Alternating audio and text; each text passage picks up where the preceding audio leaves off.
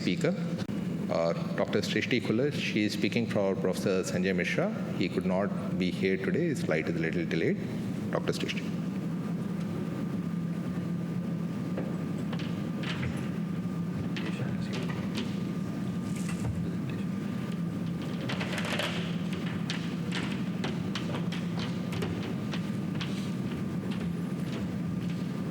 Thank you, sir. So I'll be covering the experience that we had at our center with brolucizumab in diabetic macular edema cases.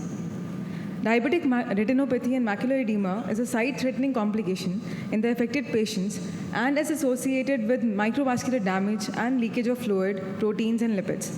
Despite advances in treatment options, there continues to be a significant unmet need for effective and safe therapy in extended durability and at affordable cost. So I'll be covering under these subheads. So we conceived this idea of doing this study after FDA-approved dosage for ranibizumab in diabetic macular edema cases as 0.3 milligram, which is lesser as compared to its standard dosage of 0.5 milligram in CNVM cases. And even Kestrel trial reported similar outcomes in terms of efficacy in diabetic macular edema cases who were treated with 3.6 milligram and 6 milligram groups of brolucizumab. The logic behind this could be that intravitreal administration of biological molecules provides easy access to the pre-retinal space, which is a major target during diabetic retinopathy. So we enrolled 155 diabetic patients in our study, and after application of exclusion criteria, 102 patients were allocated to two groups. One group received brolucizumab 6 milligram, and the other received brolucizumab 3.6 milligram. Necessary approvals were sought from the Institutional Ethics Committee, and we registered our trial with the Clinical Trial Registry of India. And diabetic patients of either type were included in the study, but those who were optimized with oral hypoglycemic agents and with HbA1c levels below 10%, having non-proliferative diabetic retinopathy with center involving macular edema, leading to best-corrected visual acuity of less than 0.1 on logMAR chart, and central macular thickness of more than 300 microns were included in this study. Those patients who had PDR or any history of prior intravitreal treatment or laser treatment for diabetic retinopathy or concomitant ocular disease of retina like uveitis or history of any recent ocular surgery or presence of any renal failure or any other cardiac event post anti-VEGF injection were excluded from the study. We followed pro rata regime for our patients for injecting. An interval of 4 weeks was kept between two injections. And at each visit, we noted the best-corrected visual acuity and central macular thickness. And all these patients were monitored for intraocular inflammation at day 1, 7, and 28 post-injection. Retreatment criteria was kept to be the presence of intraretinal, subretinal fluid on SDOCT or reduction of BCVA of more than 1.1 logMAR on logMAR chart from the last injection, or central macular thickness more than 350 microns in the absence of SRF or IRF.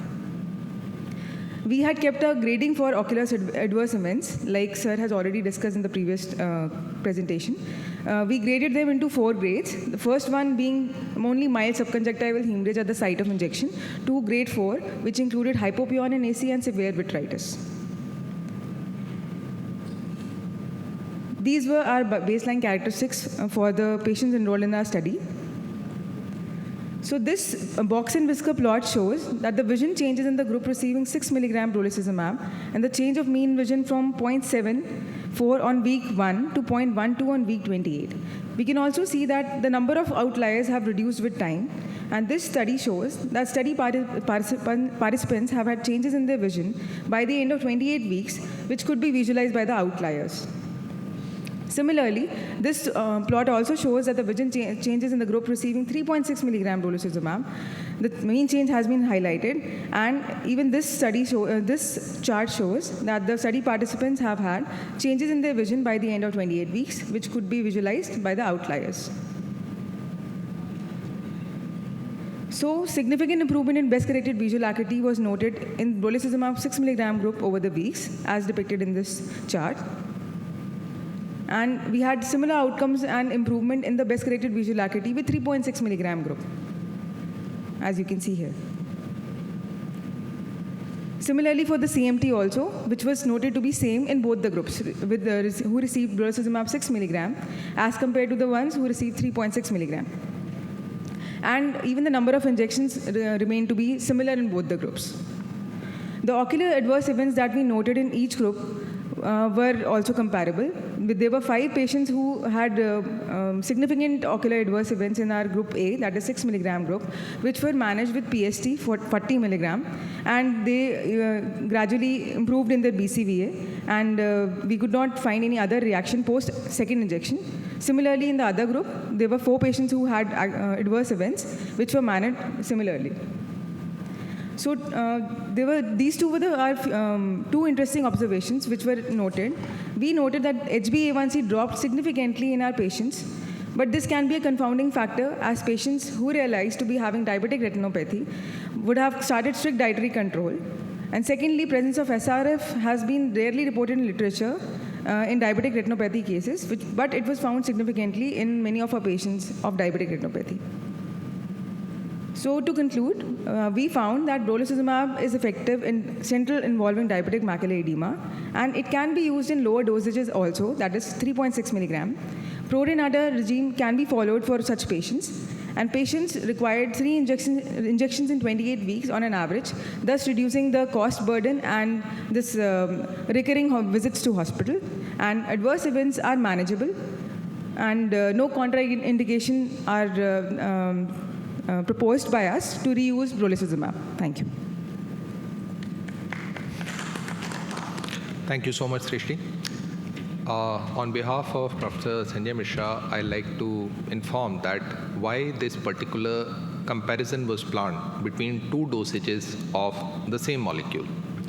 The idea behind this was that 1 vial can be fractionated comfortably into 2 injections, which gives you about 0.03 to 0.04 ml in each of the injection. Though the company people sitting here may not agree with me, but it is the practical way forward. And it gives close to about 14 to 15,000 costing per patient, with an inter-injection interval of about 12 to 16 weeks in the long term. It is a very effective and safe molecule to be used in diabetic macular edema patients. Regarding the 2 IOIs which occurred with our patient, people always ask us that you cannot give them oral steroids. What will you do? So we show the way forward that if you give them peribulbar steroids, they work equally well. You can give them PST. Few of my glaucoma teachers may not agree, but these patients, when they are given PSTs, they tend to have resolution of inflammation, and it is not a given that these inflammation will recur. So the next time onward, you can go ahead and keep trying the molecule again. Any questions? I have not related to what you are saying, Ganapradeep, but I have one question, and that is, you will have tried it in mainly DME. Yes, ma'am. Now, as you know that we use a lot of your molecules also in glaucoma, especially glaucoma surgery in NBG. So what my question was that how much of its effect have you seen in NVI, NVA, etc.? Ma'am, that is one very good thing that we will be talking about. This is one of the novel usages of brolucizumab, especially in cases of neovascular glaucoma, where when the intravitreal injection used to be given, people were advocating that you must give a small dose in the AC also, some people suggested, because the efficacy of ranibizumab was not so much. Now here we have a molecule which is smaller, penetrates much more, and has got 36 times higher molar concentration available of the same anti-VEGF action. So when we started injecting brolucizumab in our patients of NVI, the NVIs disappeared beautifully.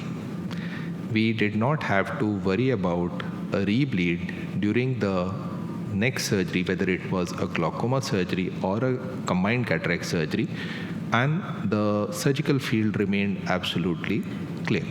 So that is our experience with NVI with brolucizumab.